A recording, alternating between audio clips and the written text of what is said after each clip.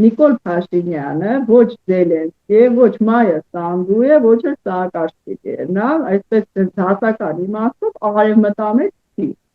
Եվ Վլադիմիր Պուտինի հետ փորձում է ունենալ նորմալ հարաբերություններ։ Դա ստացվում է թե ոչ այլ հարց է, բայց Հայաստանի աշխարհագրական դիպը այնպիսին է, որ ցանկացած իշխանություն Հայաստանում ուզի թե չուզի պիտի հաշվի նստի Հյուսիսում գտնվող այս պահին ագրեսիվ եւ ըստ էության Ուկրաինայում իր նպատակներին չհասած ավելի ագրեսիվ դարձած Ռուսաստանի հետ, որի հետ ցավոք դեռ խաղում է Միացյալ Նահանգները։ Այս պայմաններում ես որ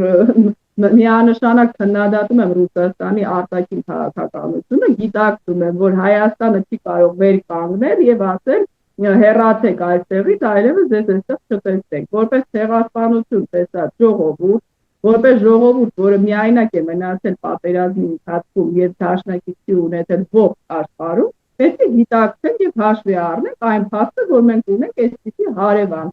Այլ հարց է, որ այդ փաստը հաշվի առնելով պետք է գտնել նոր տնտեսական ճանապարհներ, պետք է երկրում տնտեսությունը առողջացնել, փոքր միջին ձեռնարկություններին չխեղդել հարկային տերորով, արդարադատությունը վերականգնել, լինել դիմակայուն, ինչպես Եվրոպան սիրում է ասել, պետություն, որպեսզի որևէ այլ երկիր կարողանար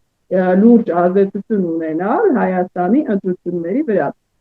Բայց սկզբում մենք խոսեցինք, թե Ռուսաստանը ինչ միջոցներով, հիմնականում տնտեսական, կարող է ազդել։ Հաջորդը ցավոք Միացյալ Նահանգների քաղաքականությունը Իրանի հանդեպ այսօր այնպես է արել, որ Հայաստանում կան տեսակետներ, որ ԱՄՆ-ն չի կարողանում հասնել իր նպատակներին։ Հուսանք դա կլինի, հուսանք Դոնալդ Թրամփը վերջապես իր դաշնակիցների հետ կբարելավի հարաբերությունները, կբացի Հորմուզի նեղուցը եւ ԱՄՆ-ն չի կրի վնասներ քաղաքական հեղինակության առումով, որը մեկը չի ասում, որ ԱՄՆ-ն պարտվելու է, այստեղ հեղինակության հարց է։ Եվ պարզապես ռուսամետ սեգմենտը պիտի ասի, որ տեսեք ԱՄՆ-ն չի կարողանում նույնիսկ Իրանի հարցերը լուծել։ Մեզ ոնց է պաշտպանելու օրինակ Թուրքիայից։ Այդ սպեկուլյացիաները իհարկե լինելու են եւ Նիկոլ Փաշինյանը գիտակցելով, որ 2 ամսվա ընթացքում ինքը 2 ամիս առաջ դրություններից ստացավ այսպիսի իրավիճակ Իրանում, ստացավ Թուրքի հետ կապված անկանխատեսելի իրավիճակ, նա պիտի հաշվի նստի